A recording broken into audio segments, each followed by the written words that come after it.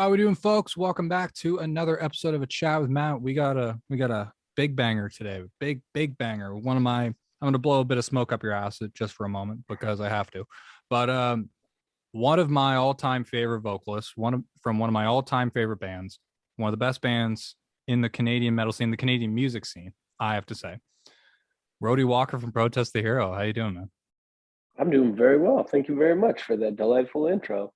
No, thank you for taking the time to come on, man. This is really cool. I never thought I you. The funny thing is, you were actually on my list of people I wanted to interview, and when we connected on TikTok, I thought that's the most random, funniest shit to ever happen. I love TikTok, man. That's the cool part about it. It's like you connect with a lot of people. I don't know. It's really interesting. Yeah, what I want to ask you that first, like, what made you want to start getting into TikTok and creating content like that? I had been cruising on TikTok for a long time, and it's like I don't know. You're standing outside and watching people skip, and you want to try your hand at it. Like looks like they're having fun. And it's like I just I love TikTok. It's just like like the cream rises to the top, and it's like just an example of how talented so many people are, and like people get really popular for really good reasons. Because like and these are also sometimes people that wouldn't have been popular had the world just remained in the stagnant way it was. And I think TikTok is really fun and interesting, and I like watching the upcoming generation express themselves and be better and also be worse at times. Like I don't know. I think TikTok is exciting and fun, and that's what made me want to join it, is watching other people just have fun and like do their shit. Have you come across any sort of artist or band on TikTok that you maybe wouldn't have discovered otherwise? Because the plethora of music on TikTok ranges so wide now, especially. Oh yeah, for sure. Yeah, I heard that band Drury. I think that's, or maybe Dury. It's a big fucking TikTok thing, right? There's my mama, the catchiest song I've ever heard in my life. I love it. The band Lawrence, or Lawrence the band. That is another one of like the best songs, with like such an incredible vocalist. Like there's so many cool things going on. I've definitely discovered a lot of different artists. There's one Indigenous artist that I follow. I can't think of his screen name offhand, but he is just like, he does this sort of like modern take with like traditional Indigenous singing, and it's like so fucking interesting. There's so many cool things going on TikTok. I don't know. I love it. So, with the content you're producing, kind of more the original comedy related stuff, where do you draw inspiration for the stuff you're doing now? I don't know. A lot of it's just stuff that I've like always wanted to do, but then like I'm also like a 35-year-old man, and kind of just like it's weird that I'm putting such stupid energy into the world. But it's like like my parents aren't on TikTok, my aunts and uncles aren't on TikTok, all my stupid idiot racist cousins aren't on TikTok. I can just be myself and be like happy and make silly shit, and that's like part of the reason I'm doing it. And I don't know. I feel like it's like almost like starting over. It feels like starting from nothing and like having to build something. And it's cool, but I also recognize that I do have like somewhat of a built-in audience regardless. But uh, I like it. I like the idea of building something from nothing and building it based on something completely different than what I've done in the past. Yeah, speaking of the fanfare, how has the protest fans who come across your TikTok have reacted to what you're doing? Most of them are just being like it's kind of discouraging in a way, because like a lot of it is like, I used to love you guys 10 years ago. It's like, that's not really a compliment. Like, I'm glad you liked it, but I'm still alive. So it makes me feel kind of like old and then sort of out of touch and shit like that. But like, I don't know. It's them who's out of touch, not me. I've been touching this whole time. That's the fascinating thing about TikTok. It's because now it's so accessible to all these younger generations, and then they think of like they think of Kazaya and they think of Fortress, and then they don't really go past that a lot of the time, or if they do, it's more selective with the content. Like kind of touching more on the protest stuff. Is there an era of Sure. protest that kind of sticks out to you the most? Like either you were really happy with your performance on certain albums or certain tours, or it was just like memories of a certain era that really like stick out? Yeah, I don't know. I'm very proud of all of the albums. Pacific Myth sort of sounds like shit, but the songs are good. It's Oh, I'm why not, does Pacific sounds like shit? I thought that record sounded great. well, here's the thing. Like a lot of people and like a lot of the fans of our band will talk about it and they're fucking right, but they just don't know why. So Pacific Myth, if you don't know, like it was a little like experiment where we put out one song every month for 6 months. It was cool, it was fun, but it was like really quick turnaround, and people really liked the original mixes. And then we went back and remixed it for an actual release. The remix is really bad, and it's not the fault of the mixer, the master, the producer. Cam and Tony are their names. It is our fault. I'm not going to name names, but it wasn't me. But two of our fellas went in to the studio, sat behind the couch, and just did like backseat driving for the mix, and they fucked it up. It's like if you look at the audio form of it, it's just bricked, dude. It's like it's bad news. It needs a full new remix, and we need to just go like we need to be as far away from it as possible, because I don't know, that's the kind of thing. Like just because you're a musician doesn't necessarily mean you can fucking mix, you know. And I think a lot of people don't realize that, including Luke and Michael. It's mix. There's a real art form to it, because you have to understand how the frequencies are going to read across, especially across whatever sort of audio interface you're going to play it through. And musicians tend to lean towards showcasing their side of it more as opposed to making more of an encompassing mix. So I do understand where you're coming from on that. Yeah. Have you guys thought about like remixing and then doing a re-release, or you just want to move on and start something fresh? I think it'll get that treatment eventually, because everyone is on the understanding that it's bad. I've only ever heard one person say that it wasn't that bad, and he was just wrong. But and I think it deserves it. I don't know when we're gonna do it, but we will do it at some point. Just who fucking knows, right? Time flies. Time flies, really. So obviously a big thing that's been happening over the past few years has been the pandemic. What has protest been up to during that time? Like I know you guys were working on this Pacific Mist project, but like what's kind of the feel in the camp right now? Yeah, we put out Palimpsest, and it was like exciting to feel sort of relevant again. And then it was like before we could really get out and do anything about it, it was like, well, it's been 2 years since it's been out. The pandemic's been raging strong. Every time we try and get out, like shit gets pushed back. There's been a lot of writing that's been happening. It's just kind of slow going. I don't know why. It's partially my fault. Like I can pump out music. Like on my stupid Twitch stream, I write music every day.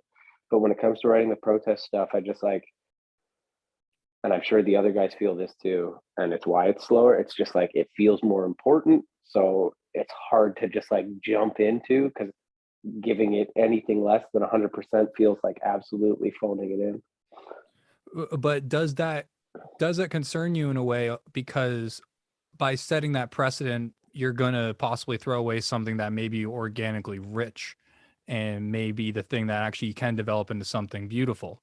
Because that the thing with musicians that at least from many conversations I've had, they are their own worst critics. And I can imagine with you guys in the position you're in, especially when you have such celebrated albums. Like personally, my favorite is Volition. I thought the work on that record was absolutely phenomenal, and every track's a banger. And just it's scary in a way, but at the same time, you taking the time just doing the Twitch, working on music stuff, does it maybe even give you a new perspective on how to approach the protest stuff? Because obviously you guys do have to kind of fall into a certain format to please the fan base, but at the same time, does that limit what you can do creatively with it?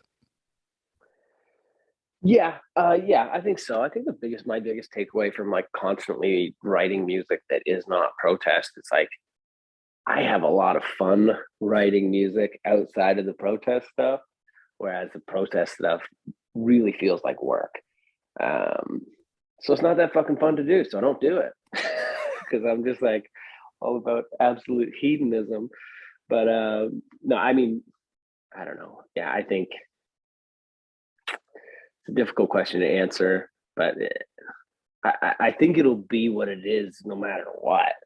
You know what I mean? I don't think it'll ever deviate too far from that thing that we've been doing. It's just whether or not people give a shit about it. you know? No, I get it, man. I get it. It's an interesting thing because it's when you have this standard set, and it's not even a standard that maybe you guys have set yourselves. It's a set that the industry has set for you, or it's a standard that the fan base has set. It can be very and also very draining. And like you said, the work. How speaking of more on the touring side of things, I know you guys did the Kazaya tour, the anniversary tour a few years back. I was at one of the Opera House dates. Phenomenal show, by the way. Phenomenal Well, show as thank you always. very much. And then I compare it to a show where I believe it was around the Volition era. You guys were playing the Red Dog in Peterborough, Oh yeah, and I legendary Red Dog. the legendary Red Dog, yes, and I was at that show as well. And just when you guys play the bigger rooms versus those kind of smaller rooms, is it a different energy, or is it kind of just it's same shit, just roll? Yeah, it's kind of both, right? Because it's like what we're doing on stage is the same, right? Like, yeah, you can get away with doing less in a smaller venue and look like you're doing more, but it's more fun in smaller venues. Um, I don't know, like they both have their positives and negatives, but like smaller venues, like people are right in your face, and like there's this like energy that you can feel. Like it's just like you can feed off people, and uh, I don't know. Like I end up usually getting a little too drunk at the smaller venues because I get like excited, and it's like I feel like one of the crowd, and I'm like everybody's excited for this shit to go off, and I get excited to go off, and then all of a sudden I'm kind of doing a bad show, but it doesn't matter because usually with bad venues comes bad PA systems. Ain't nobody fucking hearing me anyway. Uh, or at least that's what I tell myself when I'm doing a really bad job. Um, but yeah, I think with the bigger venues, it's more important to do a better job at your craft. I don't know. It's like it's kind of a juxtaposition because you want to always do the best job. You never want to do a bad job. But like at the smaller venues, you just like there's almost this like nostalgia for me, which like goes back to playing the Bovine or the Dungeon or something like that. Like these small venues where you just get like kind of hammered, and the Attic in Halifax, where you just like feel off the crowd. I don't know. I like that more, but I do a worse job because I enjoy it more. That's not a very good explanation, but it is what it is. And it's funny that you talk about the smaller venues and kind of how the mentality is like you get drunk and you have more fun with it. Like when I compare those two shows, I caught one of the Opera House dates for the Kazaya tour and then the Red Dog date, and Mm-hmm. your almost your position on it. It was very clear in your body language the intensity that you were putting towards the Kazaya show. Like it felt very much like you were in this. We are celebrating this piece of work that helped launch this band. And I know at the same time you were dealing with some vocal related issues. How's your voice now, and what are some of the things you do to help like maintain your voice? Because you do quite a if anyone listening hasn't listened to Protest the Hero, please take the time and go through the discography, and Mm-hmm. then you'll understand why this guy is one of my favorite vocals, because you do some wild shit, dude. You do some wild shit with your voice. Well, thank you. Yeah, I wasn't having any trouble with it with the Kazaya tour. I was having trouble with it on the Fortress tour after that, which would have come 2 years after the Kazaya stuff. Yes, it was Right. first tour. My bad. Yeah, the Fortress stuff, that was the last 3 days of that. My voice was just gone, and I just fucking worked my way through it, and it just never really came back. Um, it'll never quite be the same. I have to work a lot harder for similar results, but it's not like I damaged my throat. Like I see a lot of people on Reddit forums, whenever our band comes up, I'm always keeping a keen eye on it. But like people will talk about, oh, he had vocal surgery or he had to fucking learn how to walk again. It's like all this stuff. It's like none of that happened. Like where do fucking people get this? Some guy stuck a camera down my throat and looked at it, and I took some vocal lessons. Like the only thing that happened is I got old. You know what I mean? Like not old, like I'm not a million-year-old man, but I'm in my mid-30s, and it's like I've been singing super high and super intense since I was like 12 when this thing started. And it's like, I don't know, it just got older. My vocal folds started vibrating a little slower, and now I have to work harder to get similar results. So my voice is good. It's all right. It's not quite what it was. I have trouble holding like high, long notes very cleanly. But I don't know. It's all just a matter of rehearsal, and that's part of the reason why I do the Twitch thing and the TikTok thing, where I want to always be creating because I always want to be singing and keeping my voice like in relative good condition. Because if I stop, it goes away. No, I completely agree with that. It is that thing. It's a muscle you have to continually work out and exercise, and for the time you were touring, just putting that voice through just the constant abuse. Some of these songs, and you know, a lot of the crowd favorites are some stuff that includes some absolutely wild. Like anytime I hear Blood Meat, I'm just like, what is that doing to that poor man's voice? Well, Blood Meat, I could sing that to the cows come home. It's Blindfolds Aside, dude. Oh yeah. Blindfolds Aside is a nightmare because all of a sudden it goes to that like little breakdown, like traditional breakdown, not like a hardcore breakdown. But it's just like bass and vocals. 5 soldiers were ever sedated, right? And then it goes like super high, and it's just RF and I, and it's like you got to hit those notes, and if you don't hit them, there is nothing. Like there's no safety net. You know what I mean? And it's like shit. Like there's no heavy guitars, there's no pounding drums to sort of like mask you a little bit. If you're even a little bit off on those notes, everybody's gonna hear. Sucks. I hate singing that song. I was say, have you thought about shelving the song in terms of playing it live, or do you think the fans might revolt? We haven't played that song we haven't played in like 3 years, but Yeah. It had been a couple tours since we played that, which is okay because like I don't know, a lot of the fan bases that comes to the shows is a little bit newer, right? Like less sort of Kazaya generation, more sort of Volition generation, and that there is some crossover there, obviously, but people aren't quite as upset if we sacrifice Blindfolds Aside for a song like Clarity or I don't know, something like that. Yeah. You have a lot of good songs, so it's not going to be missed too much if it's replaced by another good song. So, Well, I appreciate that. I'm curious, just kind of to wrap this thing up. So you mentioned before we got on here about your kid and some you were doing earlier. Has your kid heard the protest stuff? And if so, what's been the reaction? Um, he he heard palimpsest before anyone, but like he was too young to really understand what it was. He's heard it in passing. I think he thinks the band is a T-shirt because he's got like he's got 2 of our shirts and he just like loves them, but he doesn't really understand like the significance or why there's protest the hero shit all over our house. Um, it's really bizarre, you know, like he's never seen us live, and it's like that's a really weird revelation for me. Is just be like, you know, like my son may never get to see something that I did for the majority of my life, like my life's fucking work, you know, like be like fucking Mario Lemieux, got to go back into the NHL and be kind of shitty. It's a bad analogy, but you get it. Yeah. So then, in that case, what does the future hold for Rody? Like, obviously, protest is going to be in some aspect, whether it's going to be more prominent or less prominent. But you're gonna obviously keep doing the TikTok thing, keep doing the music thing, but like in terms of projects, have you thought about starting something up? Maybe something that's more easy on your voice for longer term, or Um, like we're gonna do the protest stuff forever. Like we're gonna maybe model it after what Propaganda do, whereas like they still tour fairly heavily, but just in little 2 to 3 week spurts. You know what I mean? And then every couple of years release a record. I think that's great. I think why do you need more than that? But yeah, I don't know. I think what I'm doing now will develop into something. Like I just have all these like small ideas that I'm building into like micro little things, and hopefully one day one of those things will become something better. I don't know.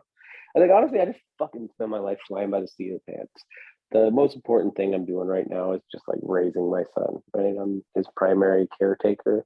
Made him sound like a senior citizen with dementia, but yeah, I mean, like I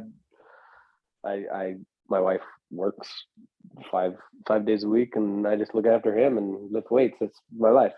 So fuck it, man. I don't know.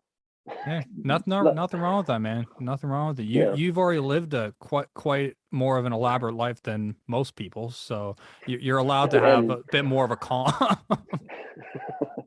yeah, and you know what? I'm happy for that. I'm happy for like a quiet sort of period in my life where I don't really have to do a whole lot other than looking after him. And I don't know what I'm going to do with myself when he starts going to school. Like I'm just gonna be fucking sitting here going, well, I better make something. That's the thing, because well, the thing is, you'll have more time to make things, so maybe one of those things can evolve into a potential project. Yeah, yeah, exactly. Yeah. Anyway, Rody, thanks for taking the time to chat with me, man. This is really cool. One of my bucket list podcasts. So thank you again. I really appreciate taking the time. Where can people find you and what you do?